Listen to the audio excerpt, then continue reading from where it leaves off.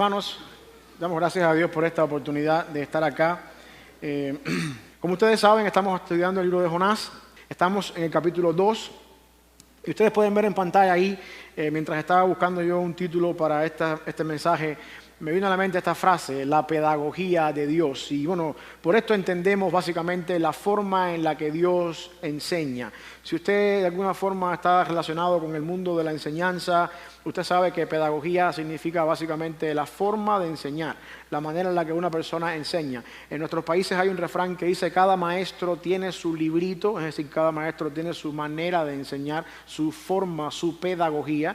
Y Dios también tiene una manera de hacernos entender y de enseñarnos la mayoría de las veces las cosas que Él quiere que aprendamos. Y Jonás es un caso en la Biblia donde vemos a Dios obrando de una manera extraordinaria, poderosa y con todo el poder del mundo sobre una persona que es rebelde, contradictor y que quiere hacer las cosas a su manera.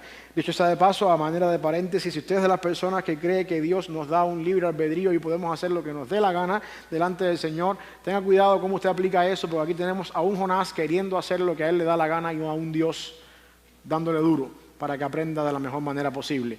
Así que tengamos cuidado cómo aplicamos ese concepto acá. Vamos a estar ahí en el capítulo 2, versículos del 1 al 10, que básicamente es todo el capítulo 2 y encierra una oración que hace Jonás desde el lugar donde yo espero que usted nunca en la vida vaya a orar. Vamos a ver por qué razón. Dice el capítulo 2, versículo 1. Entonces oró Jonás a Jehová desde el vientre del pez y dijo: invoqué en mi angustia a Jehová y él me oyó, desde su seno del Seol clamé y él me oyó. Me echaste a lo profundo en medio de los mares y me rodeó la corriente. Todas tus ondas y tus olas pasaron sobre mí. Entonces dije: desechado soy de delante de tus ojos, mas aún veré tu santo templo. Las aguas me rodearon hasta el alma, rodeóme el abismo, el alga se enredó en mi cabeza. Descendí a los cimientos de los montes, la tierra echó sus cerrojos sobre mí para siempre, mas tú sacaste mi vida de la sepultura, oh Jehová, Dios mío. Cuando mi alma desfallecía en mí, me acordé de Jehová, y mi oración llegó hasta ti en tu santo templo. Los que siguen vanidades ilusorias, su misericordia abandonan, mas yo con voz de alabanza te ofreceré sacrificios, pagaré lo que prometí, la salvación es de Jehová. Y mandó Jehová al pez y vomitó a Jonás en tierra. Gracias, Padre, por esta oportunidad de poder compartir tu palabra en esta mañana. Te pedimos, Señor, que tú hables al corazón de tu iglesia. Que no sea, Señor, mis palabras humanas las que estén saliendo acá, sino escóndeme detrás de la cruz y que yo pueda, Señor, hablar tu palabra. Bendícenos y que salgamos de aquí dispuestos a obedecer lo que tú nos tienes que decir. En el nombre de Jesús. Amén. Hermanos, el libro de Jonás es uno de los primeros libros que uno aprende en la iglesia si uno tiene la oportunidad de nacer en la iglesia. Si usted ha crecido en la iglesia y ha nacido, ha caminado por todas las clases de escuela dominical de la iglesia según las diferentes edades, la historia del hombre que fue comido por el pez es una historia, una de las más famosas que se nos enseñan cuando estamos en la iglesia a temprana edad. La historia del siervo de Dios que fue tragado por un pez como consecuencia de su desobediencia a Dios siempre es algo fascinante en las clases de los niños. El tema del libro de Jonás no es el gran pez que se comió a Jonás. Tampoco el tema tiene que ver con otra característica de lo que sucede en el contexto. El tema del libro de Jonás, y yo quiero que usted lo entienda desde un principio, está estrechamente relacionado con el propósito por el cual Dios se escogió un pueblo, el pueblo de Israel. En el capítulo 12 de Génesis, versículo 3, usted puede leer ahí que Dios, llamando a Abraham, le dice: haré de ti una nación grande, te bendeciré, engrandeceré tu nombre y serás de bendición. Bendeciré a los que te bendijeren y a los que te maldijeren maldeciré, y serán benditas en ti todas las familias de la tierra. La mejor manera de entender el libro de Jonás y todo lo que sucede es sobre el contexto de ese pasaje. ¿Por qué razón? Porque Jonás es parte del pueblo que Dios le prometió a Abraham que iba a hacer. Jonás es descendiente de ese pueblo. Jonás es parte de ese pueblo que tenía el propósito, nada más y nada menos, de expandir el reino de los cielos, a manera de que las personas y los pueblos paganos alrededor de Israel pudieran ver cómo Dios se relaciona con este pueblo específicamente, pudieran entender quién es Dios y qué Dios espera de los seres humanos. Por lo tanto, el pueblo de Israel está supuesto a ser, o estaba supuesto a ser en el Antiguo Testamento, un misionero de lo que Dios es capaz de hacer. Y sin embargo, aquí tenemos que tener en cuenta en este pasaje que Jonás está haciendo todo lo contrario a lo que Dios está planeando hacer con su pueblo. Jonás, en vez de ser el misionero que va a Nínive y predica a Nínive un mensaje de arrepentimiento, decide en desobediencia irse a otro lugar, como la semana pasada vimos acá en el mapa que el pastor puso en pantalla. Jonás no es el misionero que estuvo dispuesto a dar su vida por el pueblo de Nínive, así como Cristo dio su vida por la humanidad. A diferencia de Jesucristo, Jonás es rebelde. Jonás es el siervo de Dios que, producto de su orgullo, de su prepotencia, prefirió morir antes que obedecer a Dios. La analogía que tenemos entre Jonás y Cristo no tiene que ver con la vida de Jonás, sino tiene que ver con la realidad de que Jonás estuvo en lo profundo del vientre del pez, haciendo similitud a Cristo en la tumba. Pero Jonás no es un tipo de Cristo en el sentido de que Jonás es obediente hasta la muerte y muerte de cruz. Jonás es un tipo de Cristo en el sentido de que como Jonás estuvo 3 días en el fondo del mar, Cristo estuvo 3 días en el corazón de la tierra. Eso tiene que quedar claro porque Jonás no es un ejemplo, hasta este momento, un ejemplo positivo.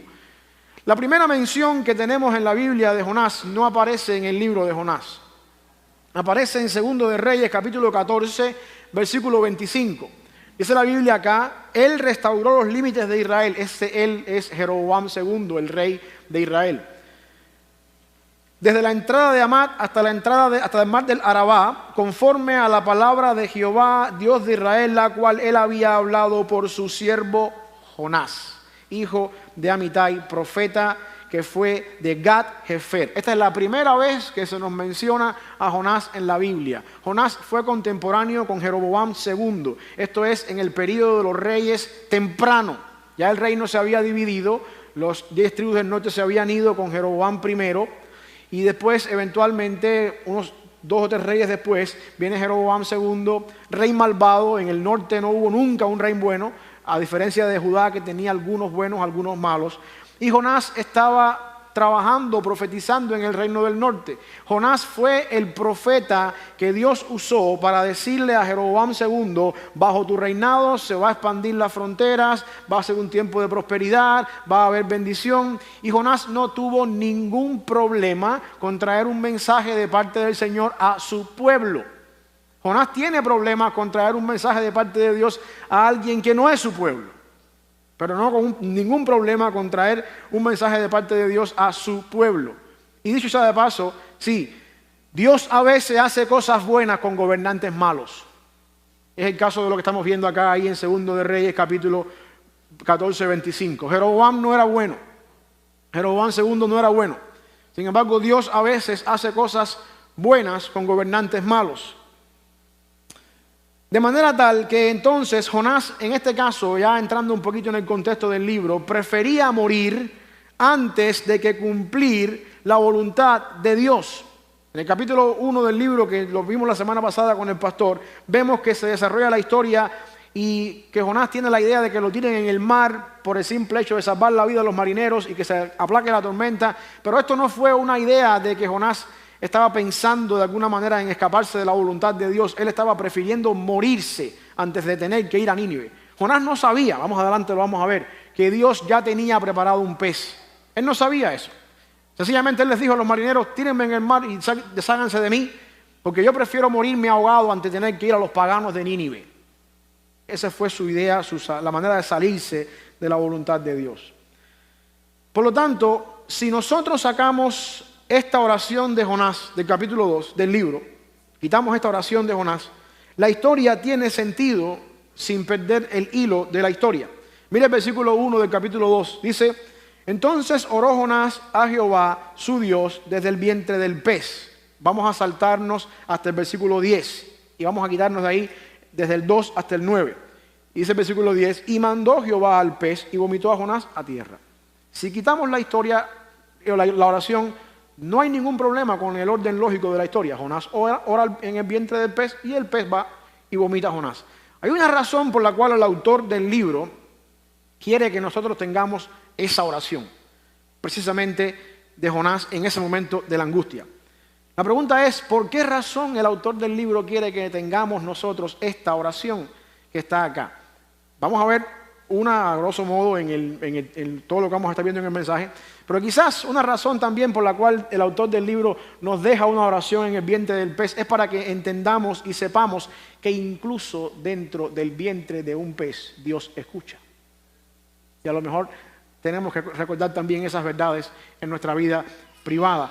La oración de Jonás es parte de la historia, como vimos acá, para que podamos ver de alguna manera u otra cómo es que Dios hace obrar su voluntad en el corazón de aquellas personas que son rebeldes. Y yo creo que esta es una oración importante, junto con la que después vemos en el capítulo 4, cuando Jonás vuelve a entrar otra vez en berrinche con los ninivitas.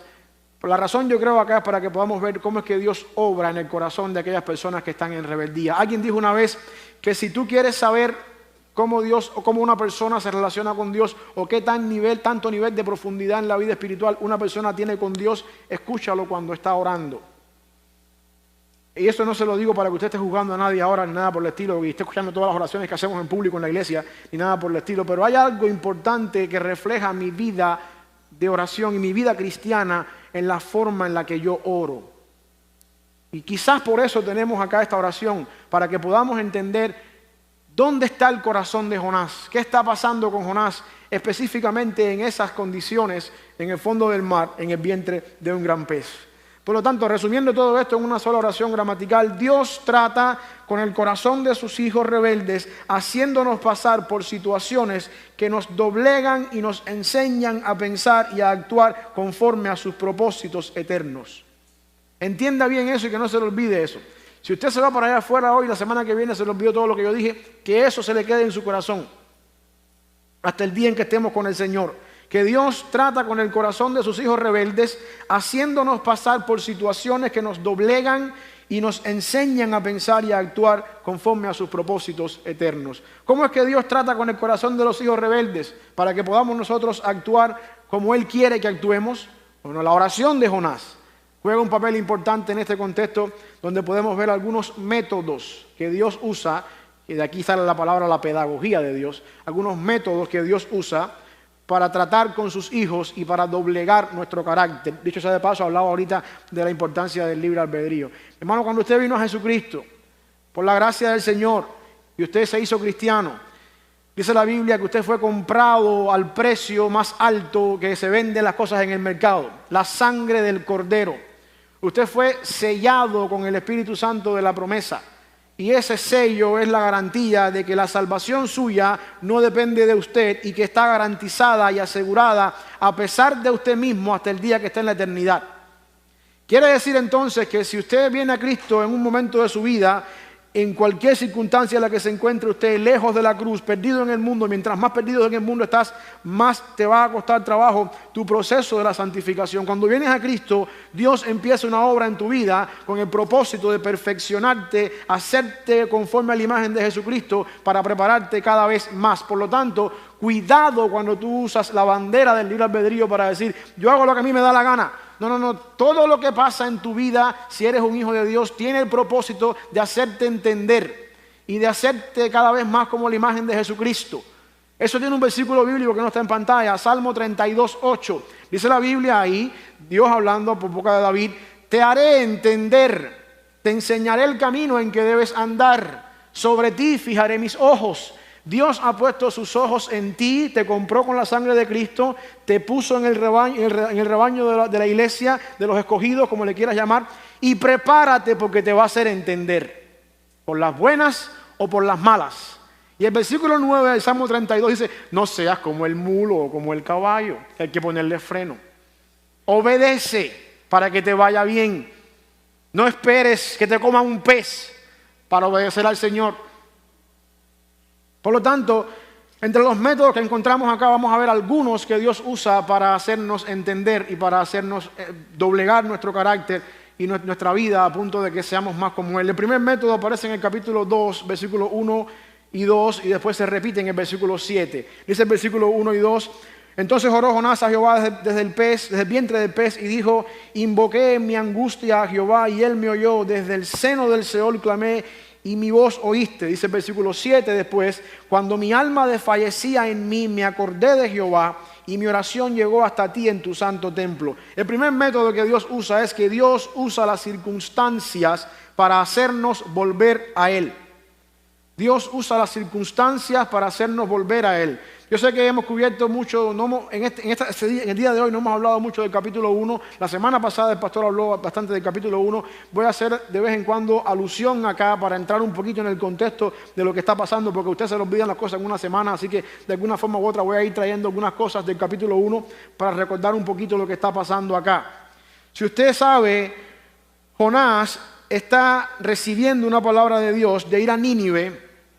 En rebeldía se va al lado opuesto de Nínive. El pastor puso un mapa la semana pasada acá y nos explicó un poquito dónde estaba esto. Imagínense que Dios le dice ahora: mi hermano, tienes que irte a Nashville y tú arrancas para Little Rock. Esa es la idea de lo que está haciendo Jonás. Y no Little Rock, California, el otro extremo. Mientras más lejos mejor, para huir de la presencia del Señor. Compró un boleto en un barco, se va a Tarsis, que queda completamente en dirección opuesta a donde él debería ir. Ahora, los marineros de esa época conocían las condiciones climáticas y a pesar de que no había GPS, ni satélite, ni tecnología como tenemos hoy en día, los marineros sabían muy bien cuándo era la hora apropiada para zarpar. Yo no sé si usted ha vivido cerca del mar. Nosotros los cubanos no tenemos opción porque estamos rodeados de agua. Y conocemos personas que saben incluso. Yo recuerdo que mi abuelo tenía un amigo que era pescador y estaban un día pescando en el medio del mar, un sol afuera, un calor horrible, y de buenas a primeras el hombre dice: vámonos que viene una tormenta. Dice: aquí no hay ni una nube en el cielo. Y hay personas que solamente por el simple hecho de ver el movimiento del agua, de las olas, que uno no se da cuenta de eso, automáticamente, en efecto, 10 minutos después se cerró todo y aquello parecía que se iba a acabar el mundo. Los marineros en aquel tiempo sabían, no con tanta precisión como tenemos hoy en día satélites, pero sabían cuándo era el momento seguro, a qué hora los vientos nos van a ayudar a llegar a tiempo a un lugar con las velas del barco. Y por lo tanto ellos zarparon a tiempo el barco y se dieron cuenta en algún momento determinado que lo que estaba pasando, que la tormenta, esto no estaba en el radar. En nuestra preparación en aquel tiempo, diríamos, del tiempo y del clima, esto no se veía venir. Aquí algo sucedió. Y sabían, por supuesto, que esta tormenta era producto de algo que estaba sucediendo con alguien dentro de la nave cuando empezaron a investigar lo que estaba pasando. En el versículo 10 del capítulo 1, dice que entonces le dijeron los marineros a Jonás: decláranos ahora por qué nos ha venido este mal. Empezaron a investigar y se dieron cuenta nuestras maneras de ver la atmósfera y de ver el tiempo. Esto no encaja. Aquí está pasando algo. Alguien es culpable de todo esto. Algo está sucediendo en el barco. Le encuentran a Jonás dormido y le hacen este interrogatorio: decláranos ahora por qué nos ha venido este mal. ¿Qué oficio tienes y de dónde vienes? ¿Cuál es tu tierra y de qué pueblo eres? Mientras tanto, antes que esto sucediera, Jonás estaba en el interior del barco durmiendo, ajeno a todo lo que estaba sucediendo afuera. Ahora, yo no sé si usted entiende esto, pero cuando usted va al libro de Jonás, esos 4 capítulos tienen una ironía muy grande. El autor de Jonás usa mucho la ironía dentro del libro para resaltar lo que quiere decir. La ironía del libro de Jonás es que el siervo de Dios, que dice que tiene temor del Señor, es el único que está durmiendo cuando todo el mundo anda con temor. Una de las cosas que suele pasar cuando uno es arrogante y prepotente es que estamos tan centrados en uno mismo que se nos olvida lo que pasa alrededor de nosotros. Y ahí está Jonás en su orgullo nacional de buen judío y buen israelita que es, que no quiere compartir su gloria de Dios con nadie más, y que se vayan todos al fondo del mar no me interesa. Yo no voy a ir a Nínive. Muchas veces en nuestro orgullo y nuestra prepotencia se nos olvida que alrededor nuestro hay un mundo y están pasando cosas, pero uno está tan centrado en uno mismo que no puede ver esas cosas. Jonás es arrojado al mar un pez que ya Dios tenía preparado de antemano, se traga a Jonás, y al tercer día de estar Jonás en el vientre del pez, por primera vez en todo el libro, Jonás comienza a orar. Hermano, yo no sé qué tiempo me tomaría a mí orar una vez que estoy en el vientre de un pez. Pero si yo soy Jonás, desde el momento que me tiran al agua, empiezo a clamar a Dios. Señor, perdóname si me vas a sacar de este mundo, que el sistema de ahogamiento sea rápido, no me haga sufrir, metí la pata. Jonás era tan orgulloso, tan arrogante, tan prepotente, tan duro, que él fue tragado por el pez, y al tercer día de estar en el vientre del pez, Jonás clamó al Señor. ¿Qué opciones tienes más en el vientre del pez? ¿Qué estás esperando, mijo? ¿Que el pez te dijera, que los jugos gástricos te dijeran? Al tercer día Jonás comienza a orar y comienza diciendo en su oración que él invocó a Dios en su angustia. La pregunta es ¿cuándo comenzó la angustia? Porque Jonás no parece estar angustiado por ningún momento. De hecho, parece que lleva 2 días en el vientre del pez como si estuviera acostado en un tubo de un MRI, sentado ahí. No le interesa para nada. Si usted sigue el orden lógico de la oración de Jonás en el capítulo 2, posiblemente la angustia comenzó al tercer día de estar en el vientre del pez. ¿Por qué razón digo esto? En el versículo 3, Jonás dice cómo lo echaron en el mar. En el versículo 4 y 5, Jonás estaba hablando, parece indicar cómo es que Jonás batalla con las olas, las algas, en la tormenta. En el versículo 6, parece insinuar que ese fue el momento en el que fue tragado por el pez, que de hecho ya de paso, Jonás ve en el pez una forma de rescate divino para no morir ahogado. El pastor también argumentó de eso la semana pasada. Y en el versículo 7, mire el versículo 7 lo que dice: cuando mi alma desfallecía en mí, me acordé de Jehová. Al parecer el alma empezó a desfallecer al tercer día. Tremendo orgullo tiene el hombre, que no quiere doblar su orgullo para nadie y no quiere reconocer que está mal. Al tercer día de estar metido haciendo el lunch de un pescado, ahí está Jonás ahora en el versículo 7 haciendo referencia a la angustia que lo llevó a orar. Hermanos, Dios está lidiando con Jonás. El problema no es que Dios es duro con Jonás, ni tampoco que es injusto en hacer a Jonás pasar por todas estas cosas. El problema es que Jonás es terco, Jonás es prepotente, Jonás no quiere humillarse, ni tampoco quiere reconocer su pecado. Escúcheme bien en lo que le voy a decir y espero que esto le caiga a usted como una píldora en el corazón. Mientras más dura y más gruesa es la corteza de tu orgullo que rodea tu corazón, más grande y más doloroso va a ser la manera en la que Dios te va a doblegar. Aprende a obedecer a las buenas, porque Dios dijo que Él te iba a hacer entender y que sobre ti puso los ojos. Mientras más duro es tu corazón, más duro es el método que Dios va a usar en tu contra. Y déjame decirte algo de antemano: tú no puedes con Dios. Tú no puedes con Dios. O obedeces o obedeces. Tú no puedes con Dios.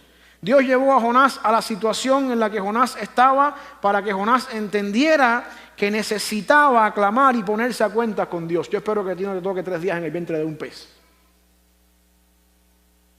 Y eso es una realidad para cada uno de nosotros hoy también.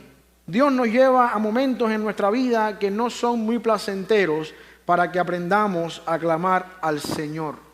Esto no es solamente una realidad en Jonás, sino que también es una constante en todas aquellas personas que viven en la vida cristiana de alguna manera u otra. Quizás el ejemplo que más me viene a la mente y tengo acá conmigo es el ejemplo de Moisés. Moisés vivió 120 años. Ninguno de ustedes va a vivir esa cantidad de años. 120 años. 40 en el palacio, creyéndose que era el príncipe de Egipto.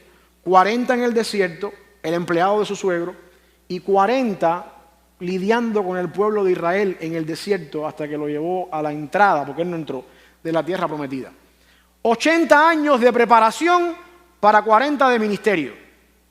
O sea, en otra parte, Señor, esto no funciona, vamos a darle un buen uso a la vida de Moisés. El hombre es un hombre bueno. 80 años de preparación para 40 años de ministerio. El problema es que para que Dios pudiera usar a Moisés como un instrumento para su gloria, necesitaba Moisés aprender 40 años cómo ser un líder, un príncipe, tener educación, tener los medios, los recursos y después un corazón dispuesto en los 40 años de anonimato en el desierto. La suma de esos 40 años, esos 80 años, hacen a Moisés el gran Moisés. Y yo siempre te voy a ver, porque este es el caso de Moisés, pero vas a toda la Biblia y te vas a dar cuenta que está llena la Biblia de personas que para que Dios los usara de manera grande, los tuvo que preparar de manera grande. Pregúntenle a José lo que le costó llegar a ser el gobernador de Egipto. Pregúntenle a David lo que le costó llegar a ser el rey de Israel.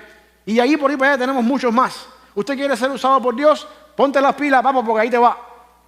Dios te va a hacer pulir en el yunque del ministerio.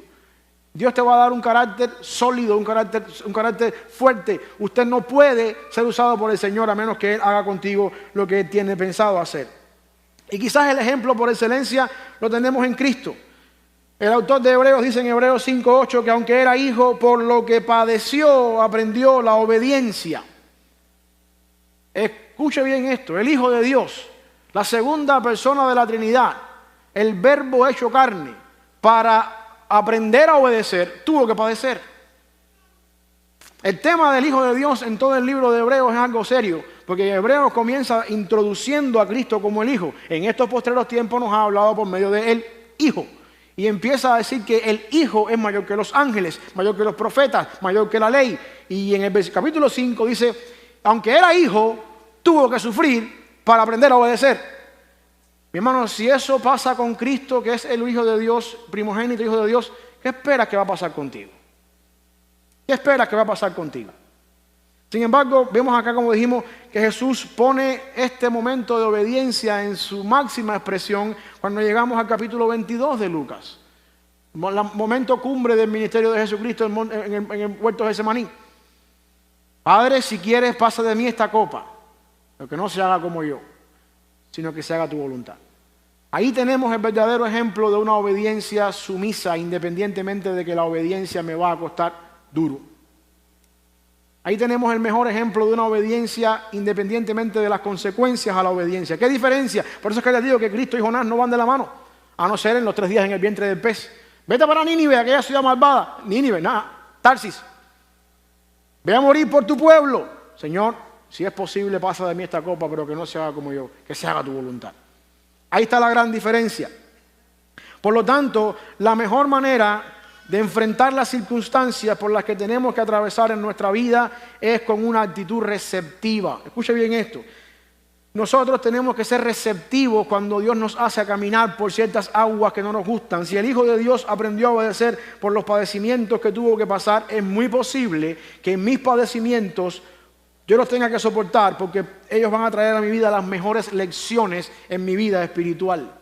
Por lo tanto, en vez de estar quejándome, cuestionando a Dios cuando las cosas suceden en mi vida, mejor pidámosle a Dios que Él nos muestre su propósito y cuál es el plan que Él tiene, la lección para nuestras vidas como consecuencia de lo que estamos pasando. Porque así es como Dios funciona. Déjame decirte algo, con Dios no funcionan las cosas como funcionan las cosas en el college en los Estados Unidos. Todos los que han pasado por el college acá saben que tú puedes entrar en el primer semestre del college, día 1, te registras en la asignatura más pesada, matemática. ¿Quién inventó la matemática? No soporto la matemática. Entras a la matemática, suspendes la matemática con una F, puedes seguir. No te vas a graduar hasta que no la pases, pero tú puedes decir, tengo una F en matemáticas, voy a tomarla más adelante, al año que viene, el próximo semestre. Yo sé que para graduarme tengo que terminar matemática, pero tengo otras opciones, la dejo ahí porque me cae mal, no me gusta. Y la puedes hacer al final, aunque fue la primera que hiciste. Tú puedes manejar el programa, en su mayoría, de un college, según el orden en que tú quieras tomar las clases. Para graduarte las tienes que tomar todas, pero no importa el orden en que las tomes. Con Dios no funciona así. Cuando Dios llega a tu vida con una prueba, con una asignatura, de ahí no vas a salir hasta que no la pruebes. No hay opción con Dios. Por lo tanto, mi hermano, cuando Dios está haciéndote pasar por algo, siéntate con el Señor y dile, Señor, ¿qué es lo que tú quieres que yo aprenda con esto? Ayúdame a entenderlo rápido para salir de aquí ya. Porque si no, ahí te vas a quedar hasta que aprendas. Porque Dios te va a hacer entender. Y el entender viene en el momento apropiado del Señor. Hay muchos de ustedes que están estancados en la materia y llevan ahí décadas. Porque no han aprendido lo que Dios quiere que ustedes aprendan para pasar al próximo nivel. Y se quedan ahí estancados. Cuando usted entiende eso y ve la vida cristiana en esa perspectiva, entonces usted puede alinear su vida con lo que Santiago dice en Santiago 1:2, tener por sumo gozo cuando se encuentren en diversas pruebas. Porque entonces tú sabes que la prueba tiene un propósito.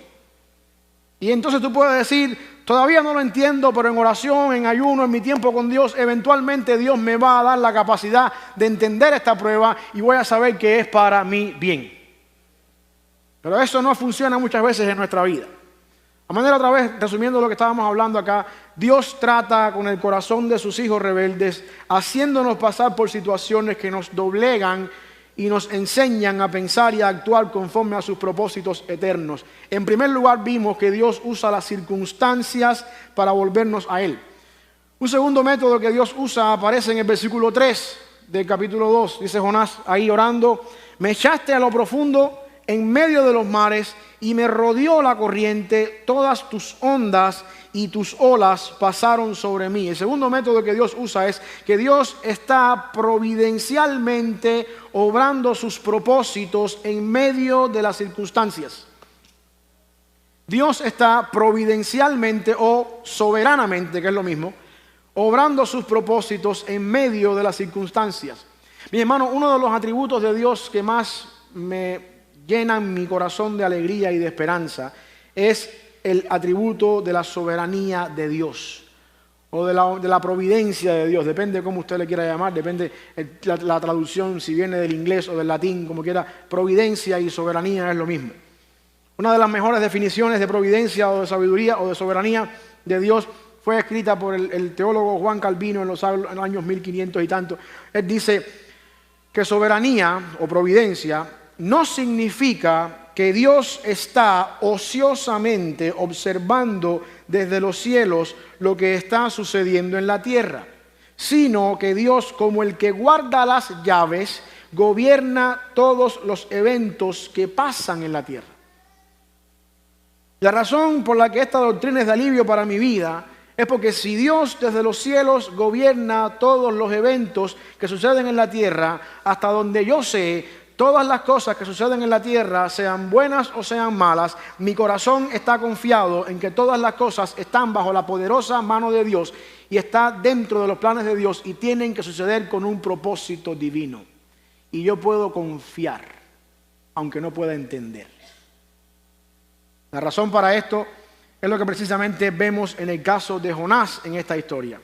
Jonás está huyendo de la presencia del Señor. Dice en el capítulo 1, versículo 3,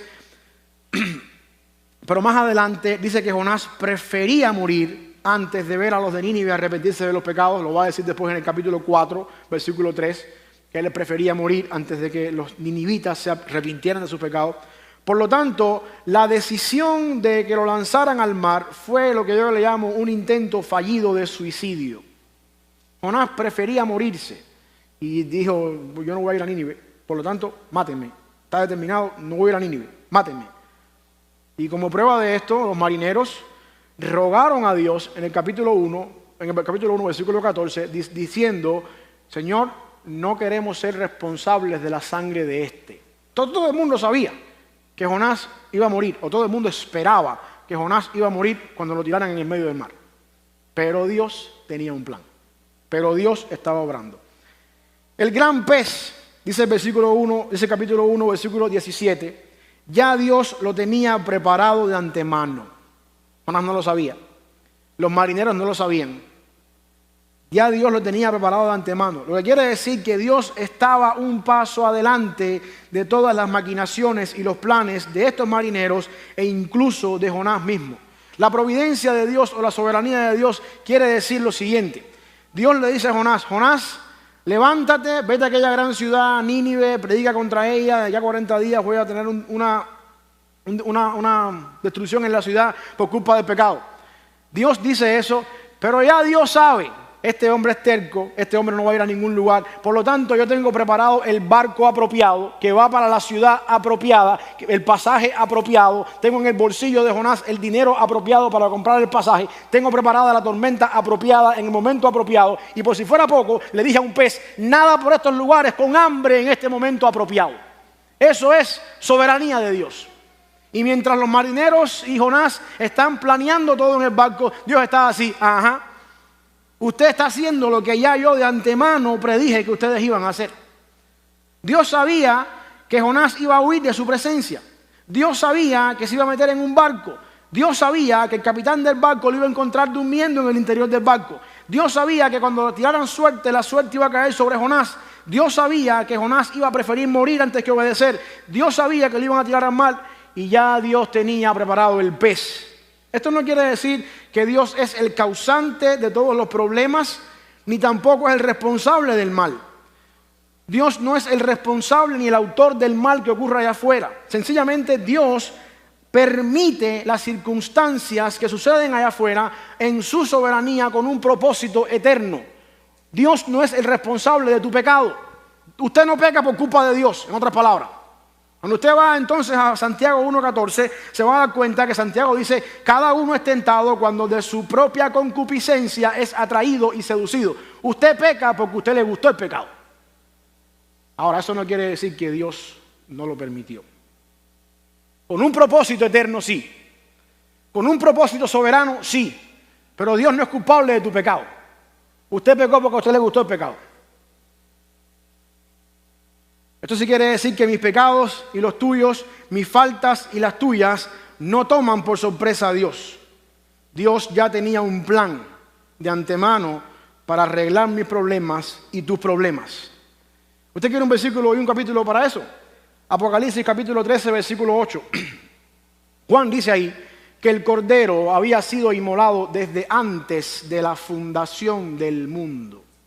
Dios no había creado el mundo todavía y ya en los planes de Dios estaba que Jesucristo va a morir en una cruz. Quiere decir entonces que en los planes de Dios antes de crear el mundo estaba el hecho de que Eva se va a comer la mentada fruta y va a seducir al marido para que se lo coma también. No fue Dios el que hizo que ellos pecaran. Ellos pecaron porque el árbol les pareció apetecible y lo comieron y cayeron en la trampa. Sin embargo, Dios estaba un paso adelante y tenía un plan preparado para eso. Ese plan es Cristo. Con su muerte en la cruz y a través de su sacrificio perfecto vino a resolver la raíz de todos los problemas que tú tienes, que es el que te hace meterte en todos los problemas que tú te metes, y es el pecado. Aplicando esto al concepto de soberanía de Dios de Juan Calvino, que vimos hace un rato, Dios no estaba ociosamente en los cielos contemplando cómo Eva era seducida por la serpiente. Eva pecó porque encontró el árbol bueno para comer, agradable a los ojos y codiciable para alcanzar la sabiduría. Sin embargo, ya Dios tenía un plan. Dios es soberano sobre todas las cosas que están pasando en tu vida en este momento. Y Dios está obrando sus propósitos detrás de las circunstancias por las que tú estás atravesando. Mi hermano, puede ser que tú te has metido en un problema en tu vida por terco, por desobediente, por no escuchar la voz de Dios. Es verdad, usted es responsable por su pecado, pero eso no quiere decir que en los planes de Dios no estaba el hecho de que ibas a pasar por ahí para que al entenderlo aprendieras y no lo volvieras a cometer mañana. Y al salir de la situación esa, seas una persona con un corazón que se parece más al de Dios, porque tu padecimiento te llevó a la obediencia. Dios es soberano sobre todas las cosas que pasan en tu vida. Y según Romanos 8:28, si tú amas a Dios, todas esas cosas son para bien, aunque tú no lo puedas entender. Dice la Biblia que lo que hace imposible agradar a Dios no es mi falta de entendimiento, es mi falta de fe. Eso quiere decir que cuando dice la Biblia que a los que aman a Dios todas las cosas les ayudan para bien, usted en su matemática no puede entender cómo esto ayuda para bien. Dios no te está pidiendo que lo entiendas, Dios te está pidiendo que lo creas. Pero cuando tú lo crees, entonces tú obras para bien. Porque cuando tú lo crees, tú entonces dices que a los que aman a Dios, todas las cosas les ayudan a bien. Y según Hebreos, al que cree, sin fe es imposible agradar a Dios, porque es necesario que el que se acerque a Dios crea que le hay. No que le entiende, ni que puede entender toda la forma en la que Dios usa, sino que cree que Dios es soberano. Y lo que sucede es que nosotros venimos a entender muchas veces cuando estamos con el agua al cuello, o en el tercer día en el vientre del pez. Cuando Dios tiene que hacernos llevar a la máxima expresión, a lo máximo, para hacernos entender y para que podamos recapacitar. Hay dos momentos cruciales en la historia que nos revelan esto que estoy acabando de decir acá ahora. El primero es los marineros cuando la tormenta se desata, según el capítulo 1. Tienen miedo, comienzan a clamar a su Dios, tiran todos los enseres de la nave en el medio hacia el mar, y cuando ya están a punto de perder sus vidas, reconocen que Dios está detrás de todo eso. En el versículo 14 del capítulo 1, dice ahí: entonces clamaron a Jehová, los marineros, y dijeron: te rogamos ahora, Jehová, que no perezcamos nosotros por la sangre de este hombre, ni ponga sobre nosotros la sangre inocente. Aquí está: porque tú, Jehová, has hecho como has querido. Tuvo que esperar a que tiraran todo en el mar, tuvieron que esperar a que los marineros agotaran todas las posibilidades y todas las estrategias de marinería que conocían hasta ese momento. Se dieron cuenta que ya no hay forma humana en que podamos salir de la tormenta esta. Llegan al punto de entender a ese nivel que esto viene de parte de Dios y hacen esta declaración que aparece acá. A nosotros nos pasa igual también a veces. Cuando estamos con el agua al cuello, cuando estamos ya que no podemos más, después que hemos probado todos los medios humanos, tenemos que llegar al punto de decir: a lo mejor esto fue cosa del Señor. No, desde el principio fue cosa del Señor. Lo que pasa es que tú no quisiste verlo nunca, porque andabas tan metido en tu mente, en tu propia cosmovisión de ver las cosas, que se te olvida de que Dios es soberano y ves a Dios como la última opción, después que probé todas las opciones. Y así no funciona. En el momento entre la vida y la muerte, los marineros entendieron que detrás de todo lo que sucede está la poderosa mano de Dios obrando sus planes eternos. El otro caso, donde vemos también esto, de entender las cosas a última instancia, está en el versículo 3, de donde sale este punto que estamos analizando ahora. Jonás dice en el versículo 3: me echaste a lo profundo. Mírenlo ahí, está 2:3. Me echaste a lo profundo. Sin embargo, la historia dice que la idea de que lo tiraran en el mar fue de Jonás. Si usted va a la historia, dice que Jonás fue de la idea: tírenme en el mar para que se acabe la tormenta. Y ahora Jonás está diciendo: fuiste tú el que me echaste a lo profundo. ¿Sabes qué es lo que pasa, mi hermano?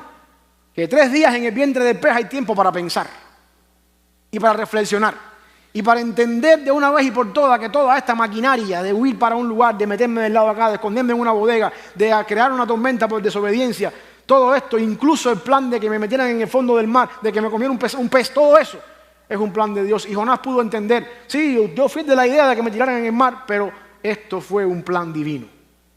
Y a veces uno lo entiende al final, después que ha probado todos los medios habidos y por haber, y se da cuenta que eso no sucede así. Otro detalle interesante en el versículo más adelante dice que Jonás atribuye las ondas y las olas del mar. En el versículo 3 dice que estas ondas y olas del mar pasaron sobre la cabeza de Jonás. Sin embargo, Jonás dice: tus ondas y tus olas son tuyas. En otras palabras, Jonás está diciendo: ya lo entendí. El pez tú lo mandaste, tú lo pusiste aquí, la tormenta vino de parte tuya, la idea fue mía, pero tú tenías un plan. Entonces, hermano, es que a veces hay que llegar al estómago del pez para poder entender lo que Dios tiene contigo y conmigo. Dios no es solamente soberano sobre el fin a donde Él quiere llevarte en tu vida, sino que también Él es soberano sobre todos los detalles que te vas a encontrar en el camino mientras Él te lleve a tu vida. Dice la Biblia: puesto los ojos en Jesús, en Hebreos 12:2, el autor y consumador de la fe. Voy a pararme un momentito en ese versículo porque ahí la palabra consumador no tiene la mejor traducción. La palabra consumador, la mejor traducción es perfeccionador de la fe. Puesto los ojos en Jesús, el autor de la fe, donde empieza la fe, donde tú empiezas a creer en Cristo, porque la fe tiene un nombre, la fe se llama Jesucristo, por eso eso no es el tema de este mensaje. La fe está puesta en Cristo, tú empiezas tu fe en Cristo y Él es el perfeccionador de la fe, que a través de cada prueba, a través de cada circunstancia, a través de la vida lidiando contigo, perfecciona tu fe hasta que tú llegues hacia la presencia del Señor con una fe mucho más fuerte que la fe con la que empezaste a creer. Razón por la cual yo te digo que todas estas cosas que Dios en su providencia hace son para tu bien. Por lo tanto, si Dios es el autor y el perfeccionador de tu fe, quiere decir que cuando dice la Biblia que Él es el alfa y la omega, quiere decir la A y la Z en nuestro abecedario, no quiere decir que Él no es soberano sobre B, C, D, E. Él es soberano sobre toda la historia. Cualquier combinación de palabras que pueda existir entre la alfa y la omega, Dios es soberano sobre ella. Cuando dice la Biblia que Él te llamó y tu fe empezó en Cristo y tu fe se garantiza en la realidad de que algún día vas a estar en la presencia del Señor, eso quiere decir que Dios es soberano en hacer perfeccionar tu fe en el medio del transcurso. Y tú puedes confiar 100% en Dios en todo lo que pasa en tu vida. Porque eres el autor y el que lleva tu fe a la perfección. ¿Y sabes cómo es que Dios lleva la fe a la perfección? A través de las pruebas. a través de las circunstancias, a través de las cosas que a ti no te gustan. Esta es la idea, como decía, de lo que significa el alfa y la omega. La sabiduría de Dios o la soberanía de Dios es un atributo de Dios divino. El hecho de que tú creas que Dios es soberano o no cambia la realidad de que Él es soberano. Dios es quien Él dice que es, independientemente de lo que tú creas. ¿Tú nunca te has puesto a pensar que a Dios no le importa lo que tú creas para hacer lo que Él es? Dios es soberano y Dios obra con mi vida para bien. Yo lo puedo recibir, lo puedo aceptar, puedo vivir con fe bajo esa verdad o no. Si yo no lo hago, eso no cambia la esencia de lo que es Dios. Y que a nosotros nos conviene mejor alinearnos a ese Dios. Y puede ser, mi hermano, que tú estés atravesando en tu vida por momentos difíciles, por situaciones difíciles, por preguntas que te estén viniendo a tu cabeza, a tu mente, ¿por qué pasan estas cosas? O ¿por qué en los momentos en los que yo estoy del lado acá? Quizás la pregunta que más sale en tu cabeza es la misma pregunta que aparece en el Salmo 115, versículo 2, cuando dice, ¿por qué han de decir la gente dónde está ahora su Dios? ¿Dónde está Dios cuando pasan estas cosas? ¿Dónde está Dios cuando vemos que las cosas suceden de esta manera? ¿Y por qué Dios permite tales cosas? Estas son preguntas que todo el mundo se hace y de que de alguna manera u otra todo el mundo cuestiona la fe. El Salmo 115 provee la respuesta para eso mismo también en el versículo que sigue a ese versículo 2. Nuestro Dios está en los cielos, todo cuanto Él quiso ha hecho. Dios no tiene que pedirte permiso para hacer nada. Dios no le importa que la gente pregunte dónde está Dios. Dios está en los cielos, todo cuanto Dios quiere hacer, Él hace, porque Él es soberano. Yo no puedo entender eso, pero yo sí puedo creer que la Biblia dice que las cosas que Dios hace que yo no puedo entender son para el bien de los que le aman. Y Él me ama, son para mi bien. Y te preguntarás, ¿por qué Dios obra así? ¿Por qué Dios hace las cosas así? Salmo 115 también, versículo 1, dice de la siguiente manera, no a nosotros, oh Jehová, no a nosotros, sino a tu nombre da gloria por tu misericordia, por tu verdad. ¿Por qué Dios obra así? Porque Dios todo lo que hace, lo hace para su gloria. Independientemente de lo que tú creas o no. Dios es un ser que todo lo que hace, lo hace para su gloria. Tú eres salvo para la gloria del Señor. Tú no eres salvo para que salgas por ahí a creerte que eres mejor que los testigos de Jehová, que los musulmanes, que los no sé qué cosa, ni que tu hermano en la fe. Tú eres salvo para su gloria. Efesios 1 lo dice bien claro. Para alabanza de su gracia. Por eso es que tú eres salvo. Todo lo que Dios hace en este universo tiene un propósito. Solo la gloria de Dios. Los reformadores entendieron muy bien eso cuando decían en la frase soli deo gloria. Todo para la gloria de Dios. A nosotros nos toca entender muy bien que todas las cosas que suceden para su gloria son para el bien de los que le aman. Eso quiere decir que yo no soy el centro del universo. El centro del universo es su gloria. Y de alguna manera u otra Dios me hace partícipe de eso porque Él me ama. Quítate del lente, aquí no se trata de ti. No eres tú. No eres tú. El día que tú no estés, alguien te va a olvidar. Lo único que va a caer de ti es una piedra en un lugar que dice tu nombre, tu fecha de nacimiento, tu fecha de muerte. Y te aseguro que el día que te entierren ahí, no van a ir más a verte. No eres tú el centro del universo. La gloria de Dios es el centro del universo. Y Él nos concede a nosotros ser parte de esa gloria. Y mientras Él lleva a cabo su plan eterno para su gloria, nosotros somos parte de la historia, sin ser el centro del universo. Qué diferente fuera todo si viéramos las cosas así. Qué diferente fuera la iglesia, el mundo, la familia. ¿Cuántos problemas nos evitan? Es que el hermano no me saludó. No eres tú el centro del universo. Quítate de en medio. Salúdalo tú. Hermano, te saludo para la gloria de Dios. Qué diferente fuera todo si viéramos la gloria de Dios como el centro de todo lo que hacemos y no nosotros. Ese fue el caso de Jonás. La gloria de Dios está en traer un pueblo de redimidos, los cuales también incluyen Nínive a su presencia. Y se perdió el gozo de ser se iba a perder el gozo de ser la persona, la herramienta que Dios usara por el simple hecho de que nadie puede quitarse la gloria de Dios. Por favor, Jonás.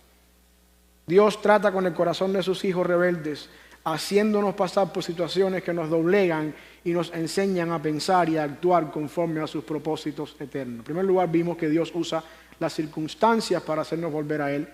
Dios está providencialmente obrando sus propósitos en medio de las circunstancias en segundo lugar. Tercer método y último, versículo 9 del capítulo 2. Mas yo, con voz de alabanza, te ofreceré sacrificios. Me perdí. Ok. Pagaré lo que prometí, la salvación es de Jehová. Tercer y último método que Dios usa para esto es que Dios usa las circunstancias para sacar lo mejor de nosotros. En este versículo 9 parece que Jonás está pensando de una manera diferente al Jonás que salió de Nínive, de Tarsis, del lugar donde estaba. Esta es la primera vez en la oración de Jonás que muestra a Jonás cierto sometimiento a los planes de Dios. Aunque no podemos afirmar que hay un arrepentimiento aquí, sí podemos afirmar que hay una actitud de obedecer. Por primera vez, Jonás está empezando a pensar con claridad. No, imagínate, hermano, después de 3 días en el vientre del pez, hasta yo pienso con claridad. Y vemos a Jonás pensando de una manera diferente. De hecho, fue después de esta declaración de Jonás que Dios mandó al pez a vomitar en la orilla. Es interesante esto. Cuando usted lee toda la historia hasta el capítulo 2, versículo 8, usted se da cuenta que Dios está ahí. Dale, tú puedes conmigo, dale. Vete para Tarsis. Ahí viene el barco, ahí está la tormenta, ahí está el pez, ahí está en el vientre del pez. 1 día, 1 día y medio, 2 días, 2 días y medio, 3. Sale Jonás a orar. Ah, ¿te acuerdas? Yo soy Dios, conmigo no puedes. Ya no puedo, me rindo. Pez, ve a la orilla y vomítalo ahora. Pobrecito el pez. Porque si alguien tenemos que tener lástima aquí es del pez. Horrible cosa es tener a una persona como Jonás en un vientre. El pobre pez es el que estaba pagando las consecuencias ahí. El pobre pez es el que estaba orando. Señor, está bueno ya. Hasta que fue el pobre pez ahí a la orilla a botar a Jonás hacia afuera. Esta es la primera vez que Jonás está pensando con claridad. De hecho, como dije, fue después de esto que el pez fue enviado por Dios a la orilla. La pregunta entonces es, ¿qué es lo mejor que Dios saca de nosotros como consecuencia de las pruebas? O entonces, ¿a dónde Dios nos quiere llevar cuando nos hace pasar por los momentos duros? ¿O qué vemos en Jonás que empezó a haber un cambio en el libro y eventualmente un cambio en la actitud de Jonás? La respuesta está en el versículo 9. Lo mejor que Dios quiere sacar de ti en medio de las pruebas es escucha bien esto, es una actitud de obediencia con un espíritu de adoración. Una actitud de obediencia con un espíritu de adoración. Esto se ve en el primer acto que tenemos registrado en la Biblia, en el caso de Caín y Abel. ¿Por qué digo esto? Miren lo que dice Jonás en el versículo 9. Mas yo con voz de alabanza te ofreceré sacrificios, pagaré lo que prometí. Hay una cosa muy diferente en obedecer a regañadientes y otra muy diferente en obedecer con alabanza. Y Jonás llegó al punto de entender, no puedo más, con todo el amor del mundo, cantando alabaré, voy para Nínive, porque no puedo más estar aquí. Dios quiere de nosotros una actitud de obediencia, una obediencia con una actitud de alabanza. Esto se ve muy bien definido en el caso de Caín y Abel al principio, cuando aquellos jóvenes vinieron delante del Señor en el capítulo 4 y 5 de Génesis. Abel trajo también de los primogénitos de sus ovejas, de lo más gordo de ellas, y miró con agrado a Abel y su ofrenda, pero no miró con agrado a Caín. El problema está en que estamos viendo acá 2 muchachos, 2 hombres, trayendo a Dios la obediencia, uno con alabanza y otro a regañadientes. Ahí está el problema. Hay personas que hablan por ahí de que si la ofrenda de Abel fue aceptada porque era un sacrificio animal, porque la sangre, la expiación de Cristo, está bien, puede ser que nos vayamos por ahí. Pero también en la Biblia se habla de ofrenda de cereales, de la primicia de las cosechas. Por lo tanto, no hay ningún problema en ofrecer viandas, verduras y cereales. El problema no es la ofrenda, el problema es el corazón del ofrendante.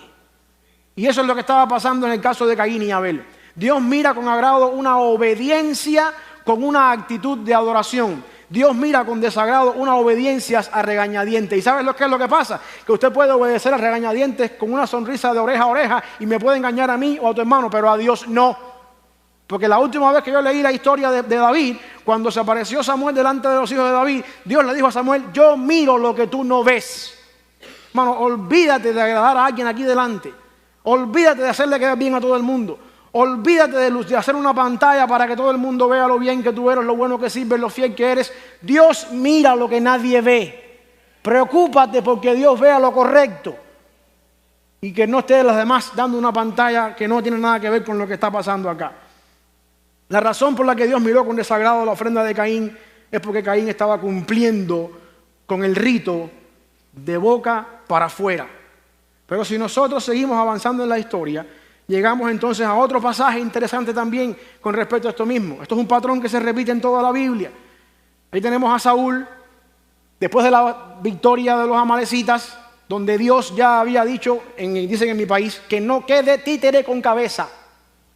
Maten a todo el mundo. Desapareció Samuel. Dice, ¿qué pasó aquí?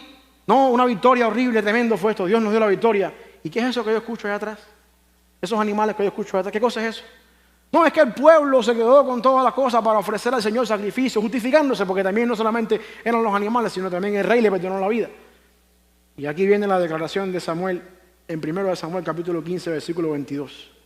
Se complace Jehová tanto en los holocaustos y víctimas como en que se obedezca a las palabras de Jehová. Pregunta retórica. Y después viene ciertamente Saúl, el obedecer es mejor que los sacrificios. Dios demanda una obediencia con un espíritu correcto. Y a veces, si Jonás hubiese ido para Nínive, no había un corazón dispuesto. Voy a obedecer porque no me queda de otra. Hubiera sido mejor, al menos obedecer a regañadiente que no obedecer. Pero eso no es lo que Dios quiere. Dios quiere una obediencia completa. Y la obediencia completa implica un corazón dispuesto y un corazón alegre, a pesar de lo que viene después. Más adelante dice Isaías también, 29:13, dice, Señor, porque este pueblo se acerca a mí con su boca y con sus labios me honra, pero su corazón está muy lejos de mí. Y su temor de mí no es más que un mandamiento de hombres que les ha sido enseñado. Es un patrón, es un patrón. Nuestra naturaleza humana tiende a divagar y se nos olvida que la obediencia con Dios es un problema que es holístico, incluye todo. El problema es que Dios condena desde el principio de la raza humana la discrepancia que existe entre lo que nosotros estamos supuestos a hacer y la actitud en la que nosotros lo tenemos que hacer si no van de la mano. No se trata de obedecer, se trata de obedecer en adoración, con alegría. Usted puede obedecer sin alegría, delante de los ojos de Dios, eso no está completo, eso no es completamente obediencia. Hay un problema en tu vida cuando tu obediencia a Dios en lo externo no refleja lo que en tu corazón hay. Y por lo tanto, eso se llama de vez en cuando, en el punto de vista nuestro, hipocresía. Usted quiere aparentar una cosa afuera, pero su vida completamente dice otra. Y lo bueno que tiene esto es que tú no puedes engañar a Dios. El ejemplo por excelencia lo encontramos en el caso de Cristo una vez más. Dice Pablo en Filipenses 2, del 5 al 11, que Cristo se despojó de su condición en los cielos, se hizo un siervo, se humilló hasta la muerte, y no cualquier muerte, sino la muerte más horrenda que un ser humano puede pasar. Y como consecuencia de esto, Dios lo exaltó hasta lo sumo, le dio un nombre que es sobre todo nombre. ¿Y cómo fue que Jesucristo pudo pasar por todo esto? Bueno, ahí tenemos a Hebreos una vez más, 12:2. Puesto los ojos en Jesús, nuestro ejemplo, autor y consumador de la fe. Aquí está la otra parte del versículo. El cual por el gozo puesto delante de él sufrió la cruz, menospreciando el oprobio. Jesucristo fue a la cruz con gozo. Jesucristo fue a la cruz con gozo y enfrentó con gozo lo que venía más adelante. Esto no quiere decir que Jesucristo es masoquista, ni que el masoquismo es una forma cristiana de entender las cosas. La cruz nunca ha sido en la Biblia un sinónimo de gozo. La cruz es un sinónimo de muerte. El gozo no está en ir a la cruz, que conte eso. El gozo está en obedecer al Padre yendo a la cruz. El gozo en la vida cristiana está en enfrentar las consecuencias de la obediencia con gozo, porque yo sé para quién estoy trabajando y a quién estoy sirviendo. Aunque mi obediencia me lleve al punto de perder la vida, como en el caso de Jesucristo. Debido a ese gozo puesto delante de él, enfrentó la cruz, como dicen los americanos, this is a piece of cake. Pan comido, vamos para allá. ¿Por qué razón? Porque al final del día el gozo está en la obediencia. Déjame aclarar algo, como dije, no hay nada en toda la Biblia, un pasaje que apoye el hecho de que la cruz es un sinónimo de gozo, es un sinónimo de muerte. Nosotros estamos todos los días dispuestos a morir al yo, a llevar nuestro pecado a la cruz con gozo, porque tenemos el gozo de Jesucristo. La fórmula está en Lucas 9:23. Si alguno quiere venir en pos de mí, niéguese a sí mismo, tome su cruz cada día y sígame. No puedes invertir ese orden. Así es la vida cristiana. Samuel García murió un día. Estoy dispuesto todos los días a morir en el Señor y entonces puedo seguir al Señor. Ese paso trae gozo. 3 pasos: negarte a ti mismo, tomar la cruz cada día, seguir al Señor. Tú no puedes invertir eso. Todo comienza con la autonegación. Hasta que tú no aprendas que Dios es lo más importante en tu vida, tú no vas a hacer de Dios lo más importante en tu vida. Y eventualmente tu vida tampoco tiene sentido. Vas a decir, hermano, ¿usted me puede ayudar con la ofrenda mañana? Sí, pero no hay gozo hasta que tú no aprendas que Dios es lo más importante en tu vida. Hasta que tú no aprendas eso, o cuando aprendas eso, entonces quizás Gálatas 2:20 cobra un significado en tu vida. Con Cristo estoy juntamente crucificado, ya no vivo yo. Cristo vive en mí. Me llama la atención la segunda parte.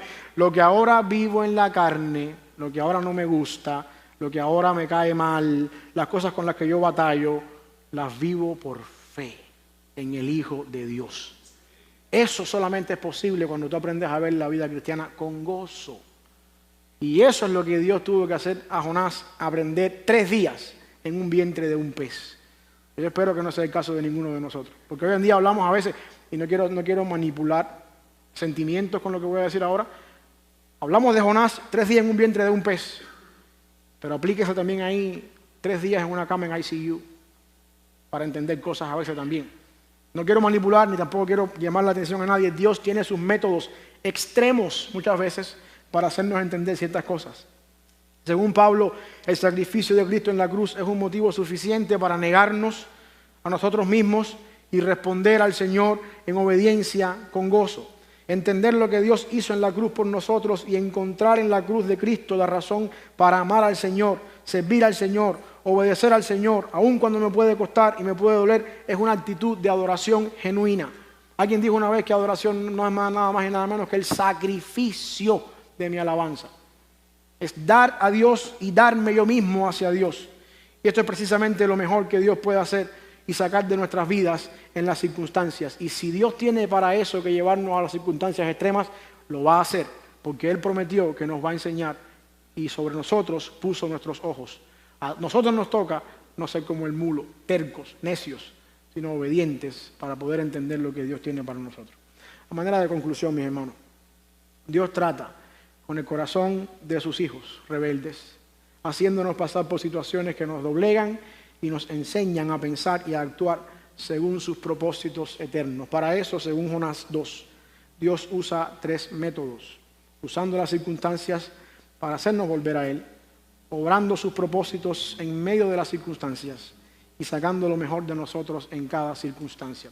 Si tú no eres un hijo de Dios, yo quiero que tú me escuches bien ahora, si tú nunca has llegado en tu vida al convencimiento de que tú necesitas a Jesucristo, nada de esto que hemos hablado hoy aplica para ti.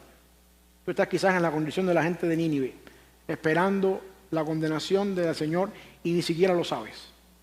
La buena noticia es que hay una esperanza. Jesucristo dice Juan en Apocalipsis que el Cordero fue inmolado desde antes de la fundación del mundo. Cualquiera que sea la condición en la que tú estás delante del Señor hoy, Dios pagó el precio de tu pecado. Si solamente tú recibes ese perdón, si tú recibes el sacrificio de Cristo y te arrepientes de tus pecados, dice la Biblia que Él te sella, Él te compra, te hace parte de los redimidos y empieza a tratar contigo una aventura de por vida.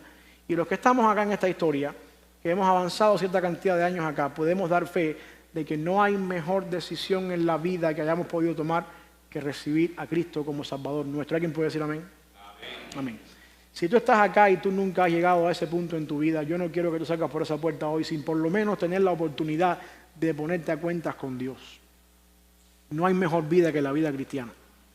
No hay mejor vida que confiar en las promesas del Señor. No hay mejor vida que saber que yo estaba dispuesto a morir en el infierno para siempre y que por su gracia y porque Dios me ama, envió a su Hijo Jesucristo a morir en la cruz para comprarme, hacerme parte de un rebaño y formarme cada día a la imagen de su Hijo y pasar la eternidad con Él. Si tú estás acá y tú no tienes esa seguridad, yo quisiera orar por ti, darte la oportunidad nada más, por lo menos para quedar bien con Dios de que algún día no perdí mi tiempo aquí, parado en este lugar. Mientras todos estamos orando, si tú no tienes a Cristo en tu corazón, mientras todos bajamos las cabezas, yo quisiera pedirte que ahí donde estás, si tú sientes que tú quieres ponerte a cuentas con Dios y decirle al Señor, te pido perdón, te recibo como mi Salvador, ayúdame a vivir de ahora en adelante bajo tu gracia, en adoración, en obediencia. Donde estás, déjame solamente saberlo levantando la mano. Yo nada más quiero orar por ti nada más. No hay nada mágico en esto. Esto no significa nada más y nada menos que tú estás reconociendo lo que tú eres delante del Señor y estás pidiéndole a Dios que Él extienda su gracia y su misericordia sobre ti. ¿Hay alguien acá que está en esta condición ahora? ¿Hay alguien? Si todos somos de casa y no es así, y nos estás mirando por internet y también quieres que esto sea algo para ti, déjanos un comentario ahí, en el video que estás viendo, déjanos un comentario ahí, una forma en la que te podamos contactar, en la que podamos comunicarnos contigo, y vamos a hacer todo lo posible por encaminarte en la mejor vida que puedas experimentar en esta tierra, que no termina aquí, que trasciende por toda la eternidad. Gracias, Padre Celestial, por esta oportunidad que nos das de poder hablar tu palabra en el día de hoy, Señor, de poder llegar delante de ti, mi Dios. Te pido, Padre, que tu palabra dé el fruto apropiado por el cual tú la has enviado y que no regresa a ti vacía, Señor, como tú dices en tu palabra. Permite, mi Dios, que el Espíritu Santo siga obrando en nuestros corazones según tú nos estás hablando y que podamos durante la semana, Señor, seguir obedeciendo tu palabra y seguir, Padre Celestial, dando frutos en nuestra vida. Perdónanos cuando te fallamos y ayúdanos a entender que todo lo que pasa en nuestra vida tiene el propósito de que sea para tu gloria y de hacernos cada vez más a la imagen de Jesucristo. En el nombre de Jesús. Amén.